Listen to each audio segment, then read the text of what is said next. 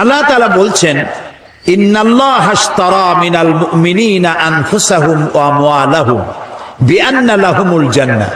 নিশ্চয়ই আল্লাহ তাআলা মুমিনের জান এবং মালকে খরিদ করে নিয়েছেন জান্নাতের বিনিময়ে। আসসালামু আলাইকুম ওয়া রাহমাতুল্লাহ। আপনারা দেখছেন সোহানুর শেখ ইসলামিক ভয়েস। ইউকাতিলুনা ফি সাবিলিল্লাহ, তারা আল্লাহর রাস্তায় লড়াই করে। ফায়াকতুলুনা ওয়া ইউকতালুন, এই রাস্তায় তারা মরে এবং মারে। ওয়াদান আলাইহি হাক্কান ফিত তাওরাতি ওয়াল ইনজিল ওয়াল কুরআন, এই মুমিনদের জন্য আল্লাহ যে জান্নাত দিবেন সেই ওয়াদা আল্লাহ ইতিপূর্বে তাওরাতে করেছেন, ইনজিলে করেছেন, আর এই কোরআনেও করলেন। ওয়াযালিকা ওয়ামান আওফা বিআহদিহি মিনাল্লাহ, আর আল্লাহর চাইতে ওয়াদা পূরণকারী কে হতে পারে? ফাস্তাবশিরু বিবাইকুমুল্লাযী বায়াতুম বিহি, সুতরাং তোমরা যারা আল্লাহর সাথে এই অঙ্গীকার করতে পারলে তারা আনন্দ করো। এই অঙ্গীকার যে করতে পারলে, আল্লাহর সাথে যে চুক্তিবদ্ধ হতে পারলে, এজন্য আনন্দ করো। ওয়াযালিকা হুয়াল ফাউজুল আযীম, আর এটাই হলো সবথেকে বড় কামিয়াবি। সাদাকাল্লাহুল আযীম, আল্লাহ মহা সত্য বলেছেন। আলহামদুলিল্লাহ বলো। এ হলো তেলাওয়াতকৃত আয়াতের শাব্দিক তরজমা। চলুন ব্যাখ্যায় যাই। আল্লাহ তাআলা বলছেন, ইন্নাল্লাহা আশতারা মিনাল মুমিনিনা আনফুসাহুম ওয়া আমওয়ালাহুম বিআন্না লাহুমুল জান্নাহ, আমি আমার মুমিনের জান এবং মালকে খরিদ করে নিয়েছি। বিনিময় কি দিছি? জান্নাত। কোনো কিছু কেনাবেচা করতে হলে বিনিময় কিছু লাগেই। বিনিময় ছাড়া কেনাবেচা হয় না, ঠিক কিনা বলেন? তা আল্লাহ আমাদের কাছ থেকে কিনতেছেন কি? বলেন তো কি কিনলেন? জান আর মাল। এবার জবাব দেন, জানটা কার? আমার এবং আপনাদের মধ্যে একটা জান আছে কিনা? আমরা আজ মরা না জেতা, আমরা জীবিত মানুষ, তাই না? ভিতরে একটা জান আছে না? জানটা কার? আল্লাহ। আমার যদি কিছু মালটাল থাকে, এই মালটা কার? তাহলে আল্লাহ কি বলতেছেন? আল্লাহ বলতেছেন, আমি আমার মুমিনের জান আর মাল কিনে নিলাম। দুটোই তো আল্লাহ। তা আল্লাহর মাল, আল্লাহর জান তিনি নিজে কিনতেছেন, এর অর্থটা কি? এর ব্যাখ্যাটা কি? ব্যাখ্যাটা হচ্ছে, জান আর মাল তো আল্লাহ, কিছুদিনের জন্য আমাদের কাছে আল্লাহ তাআলা এটাকে আমানত রেখেছেন। আমাদের কাছে এটা কি? আমানত। জান যদিও আমার, আমি দাবি করি, কিন্তু মূলত মালিককে। এই জন্য মানুষ আত্মহত্যা, খোদকুশি করতে পারে না, আত্মহত্যা করতে পারে না, সুইসাইড করতে পারে না। কেন পারে না? আমার আত্মা আমি নষ্ট করবো, তাতে অসুবিধাটা কি? অসুবিধা হলো এই, আত্মা তোমার না, এটা আল্লাহ তাআলা তোমার মধ্যে আমানত রেখেছেন, এটাকে হত্যা করতে তুমি পারো না। যদি কেউ আত্মা হত্যা করে, চিরকাল জাহান্নামের ভিতরে থাকতে হবে। বলেন নাউযুবিল্লাহ।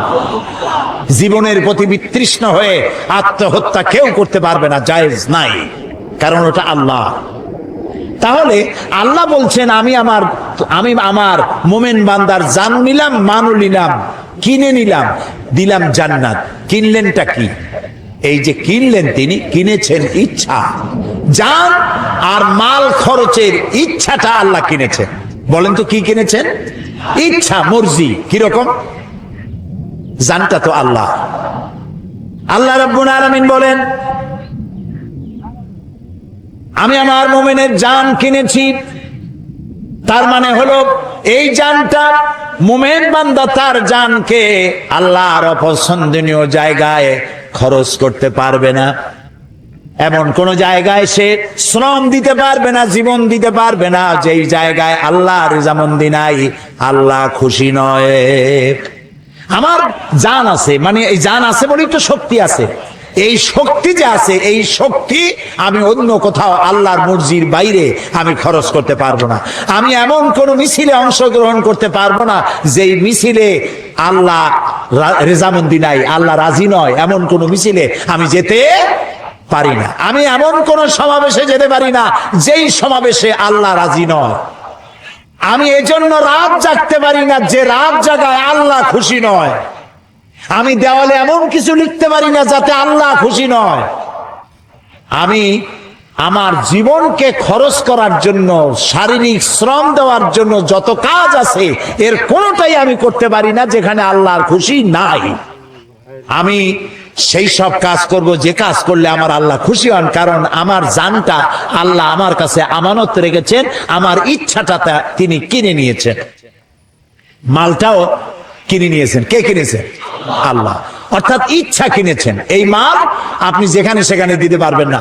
কোন খ্রিস্টান আসলো, আমি একটা গির্জা বানাবো, তো আমাদেরকে কিছু পয়সা করে দেন, চান্দা দেন। একজন হিন্দু এলেন, তিনি বললেন দুর্গা পূজা আমার মূর্তি বানাবার পয়সা টয়সা নাই, আমারে কিছু পয়সা দেন। আপনি কি দিতে পারবেন? না, পারবেন না, পারবেন না।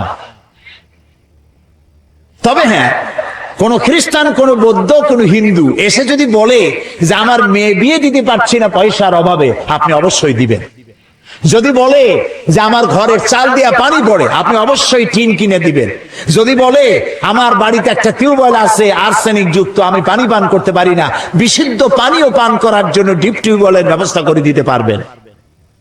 অর্থাৎ মানবিক দিক থেকে আপনি প্রত্যেকটি মানুষের খেদমত করতে পারবেন, কিন্তু পয়সা এমন জায়গায় দেওয়া যাবে না যে আপনার পয়সা দিয়ে আল্লাহর সাথে শিরক করা হবে। আপনি সেই শিরকের সহযোগিতা করতে পারবেন না। এমনকি আপনি যদি জানেন যে আপনার বাড়িতে একটা পাঠা আছে, এই পাঠাটা পূজার গুণে কিনতে এসেছে পূজা বলি দেবে বলে, আপনি জেনে শুনে পূজার পাঠা বলি দেওয়ার উদ্দেশ্যে আপনি বিক্রি করতেও পারবেন না, জায়েজ না। কথা কি বুঝে আসতেছে? তার মানে আপনার অর্থ, একজনে আসলো যে ঢাকা থেকে গায়িকা নর্তকী ওপেন কনসার্ট করার জন্য আসতেছে। ওপেন কনসার্ট এগুলো যারা করে, পুরুষগুলি মাথার চুল বিশাল বিশাল লম্বা লম্বা, এদিকে ধাপ দেয় ওদিকে ঝাঁপ দেয়, চিৎকার মারে, কি যে কয় আল্লাহ জানে। ওরা আসবে, সুতরাং কিছু পয়সা কড়ি লাগবে, আপনি দিতে পারবেন না চান্দা। নায়িকা আসবে, গায়িকা আসবে, আমাদের মহা বিপ্লবী নেতা আসবে, আপনি দিতে পারবেন না পয়সা। এই পয়সা আপনার কাছে আমানত। এই পয়সা কার কাছে? আপনার কাছে কে আমানত রেখেছে? আপনি খরচ করবেন আল্লাহর পথে। আল্লাহ রাজি নাই এমন জায়গায় খরচ করতে পারবেন না, কারণ আপনার জান আর মাল আল্লাহ খরিদ করেছেন। যদি আপনি মুমিন হয়ে থাকেন, ইমানের দাবি যদি করে থাকেন, আপনার জান আপনার মাল আপনার নিজের ইচ্ছায় খরচ করতে পারবেন না। দেখেন, একটা মানুষ যখন মারা যায় তখন কবরের মধ্যে রাখিয়া আমরা কি বলি? মাটি দেওয়ার সময় কি বলি? মাটি দেওয়ার সময় আমরা বলি মিনহা খালাকনাকুম ওয়া ফিহা নুঈদুকুম ওয়া মিনহা নুখরিজুকুম তারাতান উখরা। এই মাটি দিয়ে তোমাকে তৈরি করা হয়েছিল, এই মাটিতে আবার রেখে গেলাম, এখান থেকে পুনরুত্থিত করা হবে। কবরের মধ্যে রাখার সময় কি বললাম? বিসমিল্লাহ আলা মিল্লাতে রাসূলিল্লাহ। আচ্ছা, মিল্লাতে রাসূলের মধ্যে আপনি কারে রাখলেন? আপনারা আমার কথা শুনতেছেন তো? চিন্তা করতেছেন তো? চিন্তা করেন, তাহলে বুঝতে পারবেন। কবরের মধ্যে একজন বুড়া মানুষ মারা গেছে, কবরের মধ্যে রেখে দিয়ে কইলাম যে আল্লাহর নামে রসুলের দলে উঠাই দিয়ে গেলাম। মর্মার্থ এটাই। এখন কারে আপনি রসুলের দলে উঠাই দিলেন? এই বুড়া যখন কলেজের ছাত্র ছিল, বিশ্ববিদ্যালয়ের ছাত্র ছিল, যত মিছিল করেছে তার কোন মিছিল আল্লাহর কাজে লাগে নাই, ইসলামের কাজে লাগে নাই। যত দেওয়ালে দেওয়ালে লিখেছে আল্লাহর কাজে লাগে নাই, রসুলের কাজে লাগে নাই। বরং যারা ইসলামের কথা বলতো, ইসলামের কাজ করতো, পথে ঘাটে ধরিয়া তাদেরকে জনমের মতো পিটাইতো। ছাত্র জীবনে যা করলো সবগুলি ইসলামের বিরুদ্ধে করেছে, আল্লাহর জন্য করে নাই। সে যদি কবি হয়, যত কবিতা লিখেছে, ফুলের জন্য কবিতা, চাঁদের জন্য কবিতা, মাটির জন্য কবিতা, দেশের জন্য কবিতা, এই সুন্দর করে পৃথিবী যিনি বানালেন তার নামে কবিতা নাই। তিনি যদি সাংবাদিক হন, তার সাংবাদিকতায় ইসলামের শুধু সর্বনাশী হয়েছে, ইসলামের পক্ষে একটা কথাও লেখে নাই। চতুর্দিকে শুধু সাম্প্রদায়িকতা, মৌলবাদ আর মৌলবাদ। ইসলামের পক্ষে লিখতে পারলো না। আহারে, আজকে মনে পড়লো শেখ বেলালের কথা এই মুহূর্তে। বেলাল শূন্য খুলনা আজকে এসেছি। আমি যখনই খুলনা আসতাম, শেখ বেলাল ছুটে আসতো, আমি কি বক্তব্য রাখবো তার একটা ব্রিফিং নেওয়ার জন্য। সন্ধ্যার আগেই ঢাকায় পৌঁছায় দেবে। বেলাল, কি সুন্দর নাম তার মা বাপ তার রাখছে, একটা ব্লাড ডায়মন্ড, খুলনার রত্ন, সাংবাদিক জগতের উজ্জ্বল জ্যোতিষ্ক। আল্লাহ তাআলা বেলালকে কিয়ামতের দিন হযরত বেলালের সাথী করে জান্নাতে রেখো। এই সাংবাদিকতার দাম আছে যে সাংবাদিকতা আল্লাহর কাজে লেগেছে, রসুলের কাজে লেগেছে, ইসলামের কাজে লেগেছে। কলম ধরলেই ইসলামের বিরুদ্ধে, কলম ধরলেই মৌলানাদের বিরুদ্ধে, কলম ধরলেই মাদ্রাসার বিরুদ্ধে সমানে। অথচ জন্ম দিয়েছে একজন মুসলমান,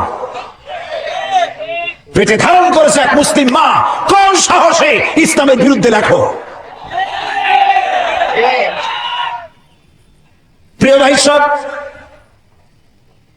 যে বুড়া মানুষটারে কবরে রাখলেন, ছাত্র জীবনে বিরোধিতা করল, শিক্ষক জীবনে, কবি জীবনে, সাহিত্যিক জীবনে, রাজনীতিতে যদি এসে থাকে, সে রাজনীতির ময়দানে এসেও ইসলামকে গালি দিয়েছে, আলেমদেরকে গালি দিয়েছে, সব দোষ আলেমদের মাথায় তুলেছে, মাদ্রাসা দায়ী করেছে, ধর্মনিরপেক্ষ মতবাদের আদর্শ নিয়ে চলেছে। ছাত্র জীবন, কৈশোর, যৌবন, বার্ধক্য, সারাটা জীবন ইসলামের সাথে বিরোধিতা করলো। আর মরে যাওয়ার পর 2-4 মৌলবী এসে কোরআন পড়লো, তারপরে কবরে থুইয়া বললে বিসমিল্লাহ আলা বিল্লাতে রাসূলিল্লাহ। এখন তুমি বলো, যেই মানুষটার জীবন যৌবন, তার বুদ্ধি বিবেচনা কোনটাই আল্লাহর কাজে লাগলো না, রসুলের কাজে লাগলো না, জীবিত অবস্থায় মরা দেহ নিয়া রাসূলুল্লাহ কি করবে?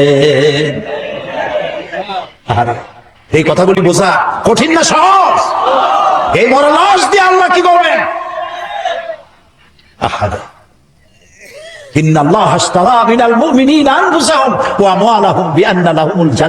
আমি মুমিনের জান মাল খরিদ করে নিয়েছি, বিনিময়ে জান্নাত দিছি, বেহেশত দিছি। এই জন্য জীবন যৌবন আল্লাহর উদ্দেশ্যে নিবেদিত যেই যুবক করতে পারে, ওই যুবকেরই দাম ইসলামের কাছে। যুবকদের ব্যাপারে আল্লাহর নবী বলেছেন, যুবকদের জন্য কিয়ামতের মাঠে আরশের ছায়া ছাড়া কোনো ছায়া যেদিন থাকবে না, 7 শ্রেণীর লোকদেরকে আল্লাহ রাব্বুল আলামিন আরশের নিচে ছায়া দেবে।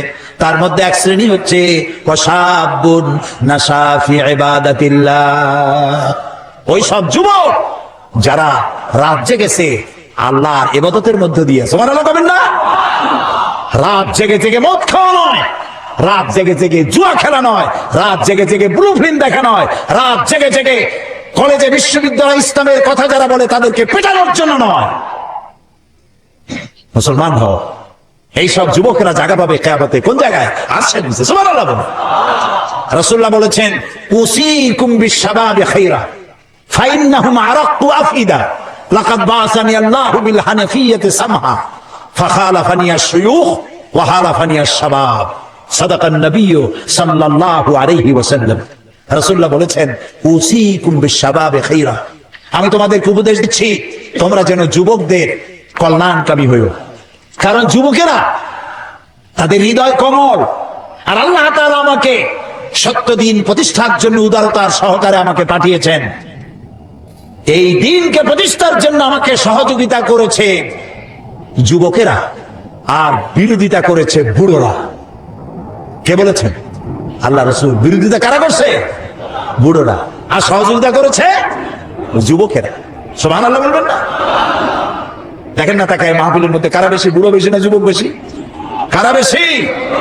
যুবক। আলহামদুলিল্লাহ।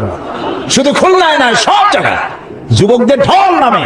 আর এটাই হলো বামপন্থী ধর্মনিরপেক্ষবাদীদের কলিজার জ্বালা। তাফসীরের মাহফিলের সাথে এজন্যই শত্রুতা। গত 5 বছর কি জ্বালান চালাইছে আমারে। যেখানে গেছি সেইখানে হরতাল, যেখানে গিয়েছি সেখানে 144 দ্বারা। আল্লাহর রহমতে সরকার দিয়েছে 144 দ্বারা, জনগণ 288 বানাইতেছে সব জায়গায়। একটা মাহফিলও বন্ধ করতে পারেনি। আলহামদুলিল্লাহ। ওদের ধারণা কোরআন শুনলে সর্বনাশ। লা তাসমাউ লিহাদাল কোরআন, কোরআন শুনো না, ওয়ালগাউ ফি, কোরআন শুনবা না। কোরআন যেখানে আলোচনা হয় সেখানে ডিস্টার্ব করো, সন্ত্রাস করো, যাতে ভয়তে মানুষ না যায়। তাহলে তোমরা জিততে পারবা। এই যত বাধা দিছে লোক তত বেশি হয়েছে। সুবহানাল্লাহ বলো, আলহামদুলিল্লাহ বলো। ওদের সব থেকে বড় লস, তারা ধারণা করে এত কষ্ট করে যুবক পোলাপান ট্রেনিং দিয়া, পয়সা দিয়া, মদ দিয়া, নারী দিয়া, ব্লু ফিল্ম দিয়া এত কিছু করলাম, একটা মাহফিলের ওয়াজ শুনিয়া সব তো আমাদের পুকুরে জিয়ানো মাছগুলি সব চলে গেল ইসলামের পুকুরে। Heavy loss, heavy loss. Loss তোমাদের হবে। মুতু বিগাইজিকুম, তোমাদের লস হতেই থাকবে। ইসলামের পাল্লা ভারী হবে ইনশাআল্লাহ। বলেন ইনশাআল্লাহ। ইনশাআল্লাহ। প্রিয় ভাই সব, সুতরাং যুবকদের জন্য আল্লাহ খুশি, যুবকদের প্রতি রাসূলুল্লাহ খুশি। ওই সব যুবক যারা রাত জেগেছে আল্লাহর ইবাদতের মধ্য দিয়ে, সুবহানাল্লাহ। কারণ বুড়া বয়সে মানুষ তো করবে কি, রাতে ঘুম আসে না, তখন তো জাগবেই। আর যৌবন বয়সে ঘুম আসে খালি, সেই ঘুমটারে বাদ দিয়া যদি তাহাজ্জুদের নামাজ পড়ে আল্লাহ খুশি হয়ে যায়, সুবহানাল্লাহ। এই জন্য হযরত আবু সাঈদ খুদরি রাদিয়াল্লাহু তাআলা আনহু তিনি বলেছেন যে তিনি যখন হযরত আবু সাঈদ খুদরি রাদিয়াল্লাহু তাআলা আনহু তিনি কোন যুবককে মজলিসে আসতে দেখলে তিনি দাঁড়ায় যেতেন, বলতেন মারহাবান বিওয়াসিয়াতি রাসূলিল্লাহ সাল্লাল্লাহু আলাইহি ওয়াসাল্লাম قد امرنا ان نحفظ الحديث ونوسع لكم بالمجالس। তিনি বলতেন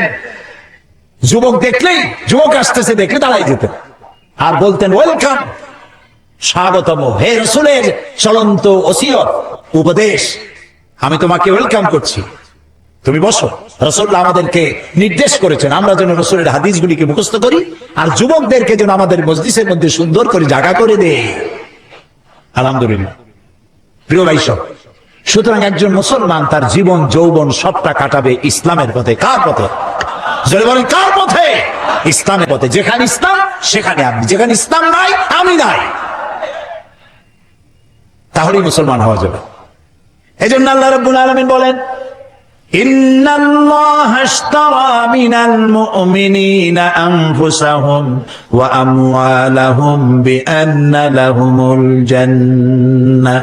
আল্লাহ তাআলা বলেন আমি আমার মুমিনের জান এবং মালকে খরিদ করেছি, বিনিময়ে তাকে আমি জান্নাত দান করে দিয়েছি। আল্লাহ তাআলা বলেন এরা হচ্ছে সেই সব মুমিন যারা আল্লাহর রাস্তায় লড়াই করে। আল্লাযীনা আমানু ইউকাতিলুনা ফি সাবিলিল্লাহ, যারা ঈমানদার তারা লড়াই করে আল্লাহর পথে। ওয়াল্লাযীনা কাফারু ইউকাতিলুনা ফি সাবিলিত তাগুত, আর যারা নাকি কাফের তারাই লড়াই করে মানুষের তৈরি করা আইন প্রতিষ্ঠার জন্য। কে বলতেছেন? কে বলতেছেন? সুতরাং সকলকে মনে রাখতে হবে, যারাই উপস্থিত হয়েছেন যিনি যাই করেন মনে রাখতে হবে ইসলামের বাইরে যা সব জাহালা, অজ্ঞতা, মূর্খতা, সমাজতন্ত্র বলেন আর ধর্ম নিরপেক্ষ মতবাদ বলেন, সব জাহালা। ইসলাম হচ্ছে একমাত্র জীবন ব্যবস্থা এবং এটাই প্রতিষ্ঠার জন্য আল্লাহ তাআলা বলেছেন যারা ঈমানদার তারা এটাকে প্রতিষ্ঠার জন্য লড়ে, আর যারা কাফের তারা মানুষের তৈরি করা মতবাদকে প্রতিষ্ঠার জন্য লড়াই করে। আল্লাহ তাআলা বলছেন এই রাস্তায় লড়াই করতে গিয়ে তারা মারে এবং মরে, দুটোই হয়। লড়াই করতে গেলে লড়াইয়ের ময়দানে খালি যে আমি বাইসে যাব আমি জিতবো তা হবে না, মরেও মারেও দুটোই হয়। ইসলামের এটা নাম রাখা হয়েছে জিহাদ, কিন্তু জিহাদটা এর পরিষ্কার স্পষ্ট ধারণা অনেকের কাছে নাই। কারণ হলো ওই যে ফার্সিতে একটা কথা আছে ওয়ালাকিন কালামদার কাফে দুশমনাস্ত, দুশমনের হাতে ছিল কলম, তারা মুসলমানদের ইতিহাসকে যেমন খুশি তেমন তারা বিকৃত করেছে। তারা জিহাদ শব্দটারে এমন সর্বনাশ করছে যে জিহাদ নাম শুনলেই মানুষের চোখের সামনে একটা ছবি ভেসে ওঠে, রক্তচক্ষু, দাড়ি, হাতে তরবারি, হিন্দু খ্রিস্টান যা পায় সমানে কচু কাটা করে, এর নাম জিহাদ। নাউজুবিল্লাহ, জোরে বলেন নাউজুবিল্লাহ, এর নাম জিহাদ নয়। ওয়ার, ইংরেজিতে বলা হয় ওয়ার, বাংলা বলা হয় যুদ্ধ। ওয়ার এবং যুদ্ধ এটার আরবি হলো হারবুন, জিহাদ নয়। জিহাদ ভিন্ন জিনিস। জিহাদ শব্দের আবিধানিক অর্থ হচ্ছে, পারিভাষিক অর্থ হচ্ছে যে কোনো উদ্দেশ্যকে, পারিভাষিক অর্থ যে কোনো উদ্দেশ্যকে সফলতার শীর্ষে পৌঁছে দেওয়ার জন্য যে প্রাণান্ত প্রচেষ্টা করা হয় ওই প্রচেষ্টাকে আরবিতে বলা হয়েছে জিহাদ। কোরআন এবং হাদিসে ওটা কি বলা হয়েছে? জিহাদ। তো একজন মুসলমানের মূল টার্গেট, গোল পয়েন্ট, সেন্টার পয়েন্ট, লক্ষ্য, উদ্দেশ্য একটাই, সেটা হলো আল্লাহর জমিনে আল্লাহর দ্বীন প্রতিষ্ঠা করা। এটাই লক্ষ্য। দিন প্রতিষ্ঠা লক্ষ্য। এই প্রতিষ্ঠার জন্য বক্তৃতা করা জিহাদ, এটাকে প্রতিষ্ঠা করার জন্য আন্দোলন করা জিহাদ, এইটাকে প্রতিষ্ঠা করার জন্য বই লেখা জিহাদ, এটাকে প্রতিষ্ঠা করার জন্য পয়সা দেওয়া জিহাদ, এটাকে প্রতিষ্ঠা করার জন্য র্যালি করা, বিক্ষোভ করা, মিছিল করা, সমাবেশ করা, সব জিহাদের মধ্যে শামিল। সুবহানাল্লাহ বলো। জিহাদের নাম মারামারি কাটাকাটি নয়। এইটা বোঝে না বলে মুসলমানদেরকে বলা হচ্ছে সন্ত্রাসী, আলেমদেরকে বলা হচ্ছে সন্ত্রাসী, মাদ্রাসাগুলোকে বলা হচ্ছে সন্ত্রাসী, কওমি মাদ্রাসাগুলোকে সন্ত্রাসে বানাবার আড্ডাখানা বলা হচ্ছে। নিশ্চয়ই নাউজুবিল্লাহ। পৃথিবীতে শান্তিপ্রিয় মানুষ যদি থাকে, শান্তিপ্রিয় মানুষ যদি থাকে, তো কোরআন হাদিসের জ্ঞান যাদের আছে তারাই সব থেকে শান্তিপ্রিয়। এ কথা কি অসত্য না সত্য? এই যে খুলনা একটা জেলখানা আছে না, দুইজনও কইলো আছে, আর সবাই বুঝে জানেন না জেলখানা না। জবাব দেবেন তো পুরুষের মতো ঠাস ঠাস করে জবাব দেবেন। বাংলাদেশের সবগুলি জেলায় জেলখানা আছে, আছে না? কয়েদিরা আছে না? যে কোনো একটা জেলখানায় আপনি যান, কয়েদি হয়ে যায় না, এমনি যান, গিয়া জেলার সাহেবকে বলেন আপনার জেলের কয়েদিদের লিস্ট আমাকে দেখান। চোর, ডাকাত, লুচ্ছা, বদমাইশ, হত্যাকারী, চাঁদাবাজ, মাস্তান, সন্ত্রাসী, মুনাফাখোর, পাচারকারী, এই ধরনের বহু আসামি সেখানে আছে, আছে না? এবার ওই লিস্টের মধ্যে তাকায় দেখেন কয়জন মাদ্রাসা শিক্ষিতদের নাম আছে। আলেম কয়জন? বলেন জোরে, আলেম কয়জন? মাদ্রাসা শিক্ষক কয়জন? মসজিদে ইমাম মুয়াজ্জিন কয়জন? পীর কয়জন? ইসলামী আন্দোলন যারা করে তারা কতজন? তাহলে এটার দ্বারা কি প্রমাণিত হয় না যে যারা কোরআন হাদিসের জ্ঞান অর্জন করে তারাই শান্তিপ্রিয়, তারাই সব থেকে ভালো মানুষ? সুবহানাল্লাহ বলো। এই ভালো দিকে মানুষ যাতে আসতে না পারে সেই জন্য আমাদের দেশের বামরা, যাদের সবগুলি হলো আকাম, এই বামেরা পত্রপত্রিকার মাধ্যমে সন্ত্রাস সন্ত্রাস সব জায়গায়, মাদ্রাসায় সন্ত্রাস খুঁজে বেড়ায়, আর খুঁজে বেড়ায় বাংলা ভাই, ইংরেজি ভাই, উর্দু ভাই, সব হাবিজাবি কি এর কি। আর যত সন্ত্রাস এগুলি তারা বানিয়েছে, এসব নাম আমরা জীবনেও শুনি নাই। আচ্ছা, আপনারা কি শুনছেন বাংলাদেশে কোনোদিন এই যে কুতকুতুল জেহাদ, এটা কি? হ্যাঁ, হরকতুল জেহাদ, এটা তো গত 5 বছরে ওনাদের সময় ওনরা বানাইছেন।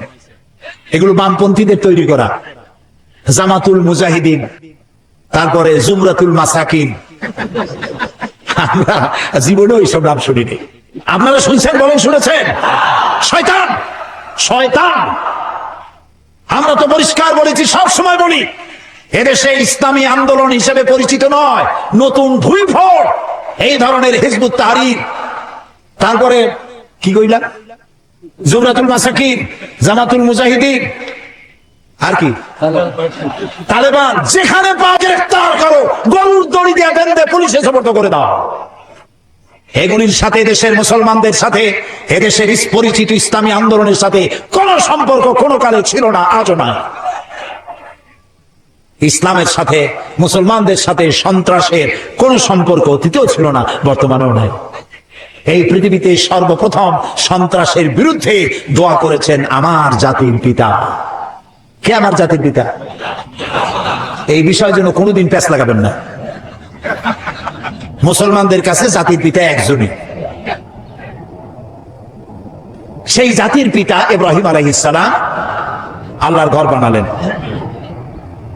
আল্লাহর ঘর নির্মাণ করার পর হযরত ইব্রাহিম আলাইহিস সালাম আর হযরত ইসমাঈল আলাইহিস সালাম বাপ বেটা দুজনে আল্লাহর দরবারে হাত তুলে দোয়া করলেন, রব্বি জাল হাযাল বালাদা আমিনান, আয় আল্লাহ তাআলা এই শহরকে নিরাপত্তার শহর বানায়া দাও। নিরাপত্তা হচ্ছে সন্ত্রাসের বিপরীত কথা। সন্ত্রাসের বিপরীত নিরাপত্তা, নিরাপত্তার বিপরীত সন্ত্রাস। হযরত ইব্রাহিম আলাইহিস সালামের এই দোয়া কবুল হয়েছিল নাকি হয় নাই? বলেন সবাই। মোটেও দেরি হয় নাই। আল্লাহ তাআলা বলেছেন, ওমান দাখালাহু কানা আমিনান, যেই প্রবেশ করবে এই হারামে আমি তাকেই নিরাপত্তা দেব। সুবহানাল্লাহ বলো। দেখছেন নিরাপত্তা কারে কয়? যাই দেখে এসে। বুশের তো কপালে নাই। নন মুসলিম এন্ট্রি স্ট্রিক্টলি প্রহিবিটেড। যাদের কপালে আছে তারা যাইতে পারে। লক্ষ লক্ষ মুসলমান নরনারী এক জায়গায় চলাফেরা, এক ঘর, এক বাইতুল্লাহ শরীফ তাওয়াফ করতেছে, নামাজ পড়তেছে, মুজদালিফায় রাত কাটাচ্ছে। লক্ষ লক্ষ পুরুষ আর নারী এরকম উন্মুক্ত আকাশের নিচে সুবহানাল্লাহ বলতে ইচ্ছে করে না? ১৫০০ বছরের ইতিহাস নাই যেখানে কোনো মেয়ে লোক লাঞ্ছিত হয়েছে। সুবহানাল্লাহ বলবেন না? আল্লাহ তাআলা কোরআন শরীফে বলেছেন, আওয়ালাম ইয়ারাও আন্না জাআলনা হারামান আমিনান, তোমরা কি লক্ষ্য করো না যে এই হারামকে আমি কিভাবে নিরাপত্তার শহর বানাইছি? ওই সময় যখন তাম পৃথিবী জুড়ে ছিনতাই হয়, রাজধানী হয়, মানুষ হত্যা করা হয়, নারী ধর্ষণ করা হয়, আমার হারামের দিকে তাকিয়ে দেখো কি নিরাপত্তা আমি দিয়েছি এখানে। সুবহানাল্লাহ। এই নিরাপত্তা কেন হয়েছে? কোরআনের আইন সেখানে আছে। কিসের আইন আছে? কোরআনের আইন। তাও সবটা নাই, কিছু আছে। তারই বরকতে আল্লাহ রাব্বুল আলামিন এত সুন্দর নিরাপত্তার শহর বানাইছে। বুশের বেটা বুশ আমাদের কয় আমরা নাকি সন্ত্রাসী, বাংলাদেশের মানুষ নাকি সন্ত্রাসী। তা আমি ওই আমেরিকা বক্তৃতা করেছি, লন্ডনে বক্তৃতা করছি, বক্তৃতা করতে বলছি তোমরা যে আমাদের সন্ত্রাসী কও, তোমরা বেলা 4টার সময় মার্কেট বন্ধ করো কেন? ওরা আজগুবি কথা কয়। আমাদের সাইবুর রহমান সাহেব গেছেন ইউরোপিয়ান কমিউনিটির সাথে বৈঠক করতে, দাতা দেশগুলির সাথে কথাবার্তা, বাংলাদেশের জন্য টাকা আনার জন্য। তারা কয় যে টাকা দেবো পরে, বাংলাদেশের মেয়ে লোকেরা বোরখা পরে কেন? এটা কথা হইল। উনিও ভালো জবাব দিছে, কয় যে বাংলাদেশের মেয়ে লোকেরা বোরখা পরে কেন, সেই কথার জবাব আমিও পরে দেবো। তোমরা আগে কও তোমাদের পাদ্রীরা গির্জা লম্বা জামা গায়ে দিয়ে যায় কেন? তোমাদের পাদ্রীরা লম্বা জামা গায়ে দেয় যে কারণে, আমার দেশের মেয়েরা বোরখা পরে সেই কারণে। আসলে আমার দেশের মেয়েরা ওদের মতো মেয়েদের মতো ল্যাংটা হয় না কেন, এটা ওদের আফসোস। তোমরা আফসোস করে মরবে, আমার দেশের মেয়ে লোকেরা বোরখা পরবে, হিজাব পরবে, তোমরা তাকায় তাকায় দেখবে কোনোদিন ল্যাংটা হবে না জাতি। এরা, আমি বলি যে দেখো বেলা 4টার সময় ডিপার্টমেন্টাল স্টোরগুলি সব বন্ধ হয়, শুধু ইমার্জেন্সি ফার্মেসিগুলি খোলা থাকে, বাকি সব বন্ধ। বেলা 4টায় 5টায় সব বন্ধ। কবরস্থান, নিউ ইয়র্ক বলেন, লন্ডন শহর বলেন, সব বড় বড় শহর কবরস্থান সব বন্ধ, দোকানপাট খোলা নাই।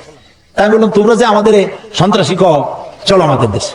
তোমরা বন্ধ রাখো কেন 4টার সময়, খোলা রাখো না কেন সন্ধ্যার পরে? কারণ সিকিউরিটি দিতে পারবে না, চুরি হবে, ডাকাতি হবে, খুনাখুনি হবে, মারামারি হবে, সিকিউরিটি দিতে পারবে না, সেই জন্য বন্ধ করে দাও। আমাদের সন্ত্রাসী কও শুধুমাত্র নরসিংদীর বাবুরহাটে যায় দেখো, বাবুরহাট বাংলাদেশের ম্যানচেস্টার, এক এক হাটবারের রাতে 1 কোটি না শত শত কোটি টাকার কাপড় চোপড় বিক্রি হয়, পুলিশও নাই, বিডিআর নাই। আমার দেশের যশোরে, এই যে যশোর উত্তরবঙ্গে কত বাজার আছে রাত 12টা 1টা পর্যন্ত হয়, আছে না? বহুত বাজার আছে, পুলিশের ভর্তা খাইতেও পুলিশ পাওয়া যাবে না। আমাদের দেশ এত ভালো, আলহামদুলিল্লাহ বলে। এই ভালো যাদের সহ্য হয় না, তারা এই দেশেই শুধু সন্ত্রাস খুঁজে বেড়ায়, মৌলবাদ খুঁজে বেড়ায়। তা তোমরা তোমাদের সন্ত্রাস আর মৌলবাদ খুঁজে বেড়াইতে থাকো, বাংলাদেশ তাদের নিজস্ব গতিতে চলবে ইনশাআল্লাহ, ইনশাআল্লাহ, ইনশাআল্লাহ। আলহামদুলিল্লাহ। প্রিয় ভাই সব, সেই জন্য আল্লাহ তাআলা বলছেন যে এই কোরআনের আইনকে প্রতিষ্ঠা করার জন্য লড়তে হবে। সে লড়াইয়ের অর্থ কি তাও বললাম। লড়াইয়ের অর্থ এই না যে আপনি কাটাকাটি আর খুনাখুনি করবেন। রাসূলুল্লাহ যত যুদ্ধ করেছেন, একটি যুদ্ধ অফেন্সিভ ছিল না, সবগুলি যুদ্ধ ছিল ডিফেন্সিভ। আক্রান্ত হয়েছেন, তিনি প্রতিরোধ করেছেন, সুবহানাল্লাহ বলে। তিনি আক্রমণ করেছেন, আক্রমণকারী হয়ে যুদ্ধ করেছেন, এরকম নাই। আল্লাহ রাব্বুল আলামিন বলেন, আমি আমার মুমিনের জান এবং মালকে খরিদ করে নিয়েছি, বিনিময়ে তাদেরকে জান্নাত দেব। এই যে এটা হলো আমার ওয়াদা। ওয়াদান আলাইহি হাক্কান ফিত তাওরাতি ওয়াল ইনজিল ওয়াল কুরআন। এই ওয়াদা আমি ইতিপূর্বে তাওরাতে করেছি, ইনজিলে করেছি, আর এই কোরআনেও একই ওয়াদা করলাম। সুবহানাল্লাহ। ওয়াদা কার? আল্লাহ রাব্বুল আলামিন এবার বলেন, ওয়ামান আউফা বিআহদিহি মিনাল্লাহ। আর আল্লাহর চাইতে ওয়াদা পূরণকারী কে বেশি হতে পারে? আল্লাহর চাইতে ওয়াদা কেউ পূরণ করতে পারে? কেউ পারে। আল্লাহ তাআলা বলছেন, দেখো, ফাস্তাবশিরু বিবাইকুমুল্লাযী বায়াতুম বিহি। এবার আল্লাহর এই অঙ্গীকারের সাথে, আল্লাহর সাথে এই চুক্তি তোমরা যদি কেউ করতে পেরে থাকো, তাহলে এবার আনন্দ করতে পারো। আমরা কি চুক্তি করতে পারলাম? বোঝেন নাই কথা। আমার জান আমার মাল কে কিনে নিয়ে গেছেন? বিনিময় কি দিছেন? আজ থেকে ওয়াদা করলাম আমার জান আমার মাল আল্লাহর রেজামন্দি ছাড়া, আল্লাহর খুশি রাজি ছাড়া, অন্য আল্লাহর অমতে, আল্লাহর অরাজিতে, আল্লাহর না খুশিতে আমার জান মাল খরচ করব না। এই ওয়াদা করতে রাজি আছেন? কারা কারা রাজি হাত উঁচু করে দেখান। আলহামদুলিল্লাহ বলেন, আলহামদুলিল্লাহ বলেন। এই ওয়াদা যারা করতে পারলেন আল্লাহ তাআলা তাদের জন্য বলছেন ফাস্তাবশিরু, এখন আনন্দ করো। সুবহানাল্লাহ। এই যে চুক্তি করতে পারলা, এই জন্য আনন্দ করো। ওয়াযালিকা হুয়াল ফাউজুল আযীম, আর এটাই হলো চূড়ান্ত সাকসেস, বিরাট কামিয়াবি, চরম সফলতা। সুবহানাল্লাহ। আল্লাহ যদি কয় এটাই হলো চূড়ান্ত সফলতা, আর কোন সফলতার দরকার আছে?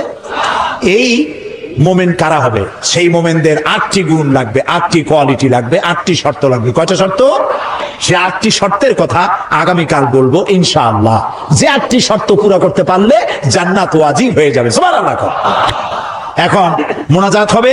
মুনাজাতের জন্য দাঁড়ানো ভাইয়েরা বসেন, ওই যে দাঁড়ানো আছেন, যে যিনি দাঁড়াইছেন বসেন, মুনাজাতে শরীক হন।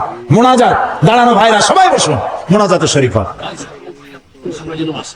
আমি তো বসতে কইলাম, হাঁটতে তো বলি নাই। মুনাজাতের কথা শুনলে যারা হাঁটে, আমি তাদের সম্পর্কে খুব চিন্তায় পড়ে যাই।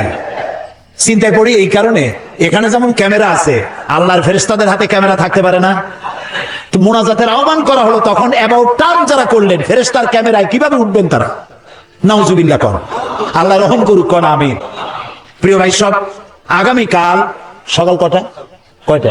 সকাল 9টায় এই মাঠে মহিলাদের উদ্দেশ্যে আলোচনা হবে, আলাদা মাহফিল শুধু মহিলাদের জন্য। আলহামদুলিল্লাহ কর। সবাই আপনারা আপনাদের স্ত্রী, আপনার বোন, আপনার মা, আপনার মেয়ে সবাইকে পাঠিয়ে দেবেন। বাচ্চাগুলা, ছোট্ট ছোট্ট বাচ্চাগুলা আপনারা কোলে নিয়ে বাইরে বাইরে হাঁটবেন। এখানে পর্দা করে দেওয়া হবে, পর্দার ভেতরে মায়েরা বোনেরা বসে শুনবেন। আর আপনার একটা রিহার্সাল হোক যে এই বাচ্চাটি নিয়ে মায়ে কত কষ্ট করে, তারও একটা অনুভূতি হবে। একটা মা যদি ভালো হয়, একটা সংসার ভালো হয়ে যায়। আলহামদুলিল্লাহ বলেন। আমি প্রথমে আগামীকাল আল্লাহ যদি বাঁচায় রাখেন, প্রথমে মহিলাদের প্রশ্নের জবাব দেব, লিখিত প্রশ্নের জবাব দেব, তারপরে তাদের আলোচনা করব। মেয়েদের অনেক কথা জানার আছে, যা কারো কাছে জানতে পারে না, বলতেও পারে না, লোকও পায় না।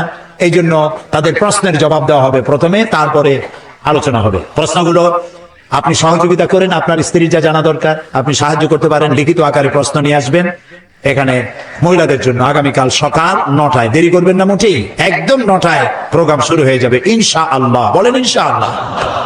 এই যে সেদিন সাতক্ষীরা প্রোগ্রাম করলাম, মহিলাদের প্রোগ্রাম, 100-র উপরে বাস আসছিল মহিলাদের বহন করে নিয়েছে। যখন মহিলাদের ছেড়ে দেওয়া হয়েছে, গোটা শহর বোরখার শহর হয়ে গেছে। যশোরও তাই হয়েছে, যশোরে আলহামদুলিল্লাহ। মা বোনদেরকে সম্মান দিতে হবে, তারা সম্মানের পাত্রী, তারা শুনতে পারেন না, এই জন্য তাদেরকে বিশেষভাবে শোনাতে হবে। আল্লাহ যেন তৌফিক দেন, বলেন আমিন। এরপরে এখানে বুক স্টল, বই মেলা হয়েছে, বহু বই এখানে এসেছে, আলহামদুলিল্লাহ বলে। আমাদের কেনার অভ্যাস খুব কম, আল্লাহর রাস্তায় পাইতে পাইতে সর্বনাশ হয়ে গেছে। একটু কিনেন, কাজে লাগবে। এই যে কোরআন শরীফের কথা আমি বললাম, আপনি যদি কোরআন শরীফ নিজে কিনে পড়তেন, তাহলে আপনি প্রত্যেকটা কথার জবাব দিতে পারতেন সাথে সাথে। সেই জন্য কোরআন শরীফের যে তাফসীরটা পড়লে কোরআন শরীফ বোঝার জন্য সব থেকে বেশি সহজ, ওইটার নাম তাফহিমুল কোরআন। বলেন তো নাম কি? মুখস্থ হয়ে যায়, জোরে কার নাম কি? তাফহিমুল কোরআন। 19 খণ্ডে সমাপ্ত, মাত্র 1000 টাকা হাদিয়া। যদি পারেন পুরোটা কেনেন, না পারেন অর্ধেক কেনেন, না পারেন তার অর্ধেক কেনেন, না পারেন এক এক কপি কেনেন, তাও কেনেন, পড়া শুরু করে দেন। কোরআন বোঝা মুমিনের সব থেকে বড় কাজ। আর আল কোরআন একাডেমি লন্ডন, তারা কোরআন শরীফের সহজ সরল বাংলা অনুবাদ বের করেছে। এত সুন্দর অনুবাদ বাংলাদেশে আর আছে বলে আমার জানা নাই। এক পাশে আরবি টেক্সট, আর একদিকে বাংলা অনুবাদ, চমৎকার বাংলা অনুবাদ। আপনি কোথাও আটকে যাবেন না। 750 পৃষ্ঠা এত বড় একখানা কিতাব, মাত্র 100 টাকা হাদিয়া। আল কোরআন একাডেমি লন্ডন, তারা শুধুমাত্র প্রচারের জন্য এটা করেছে, এটা তারা লাভের জন্য করে নাই। আপনারা নিয়ে যাবেন।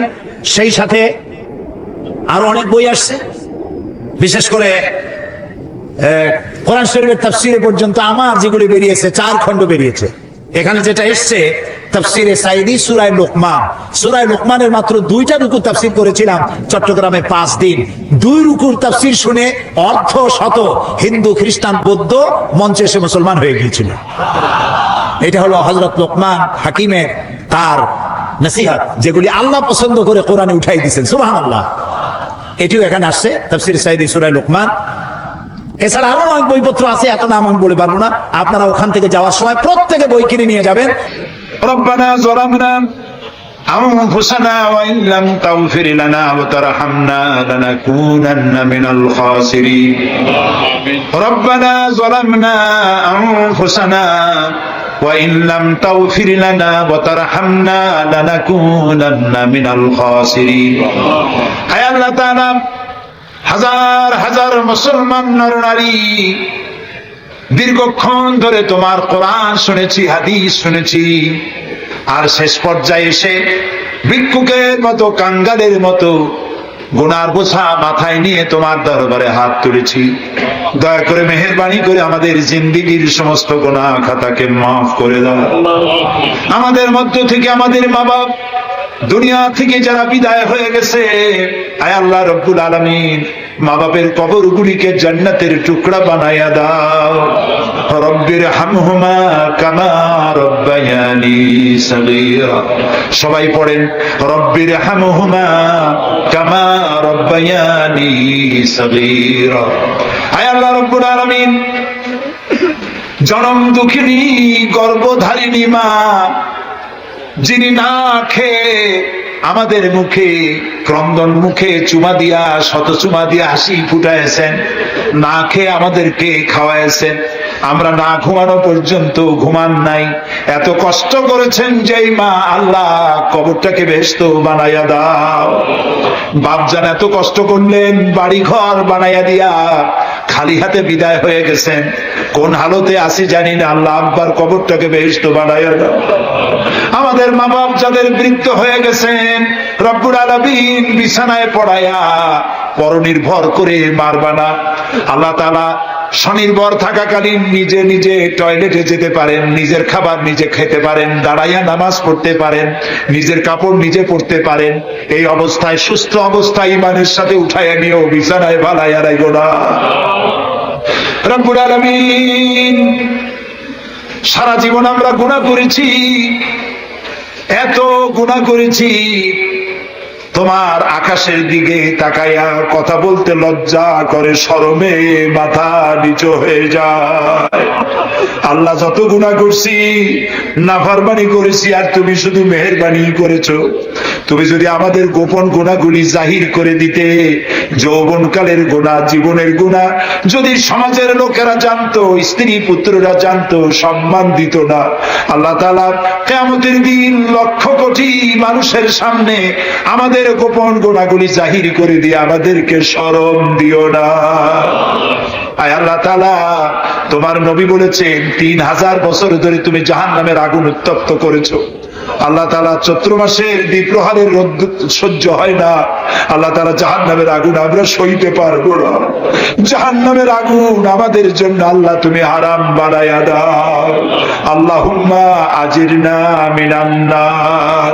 সবাই পড়েন আল্লাহুম্মা আজিরনা মিনান নার, আল্লাহুম্মা আজিরনা মিনান নার।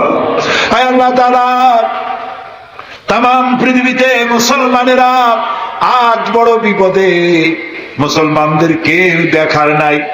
ইরাকের আল গরিব কয়েদখানার ভিতরে মুসলমানদেরকে উলঙ্গ করে তাদের মুখের উপরে কাফেররা পেশাব করেছে।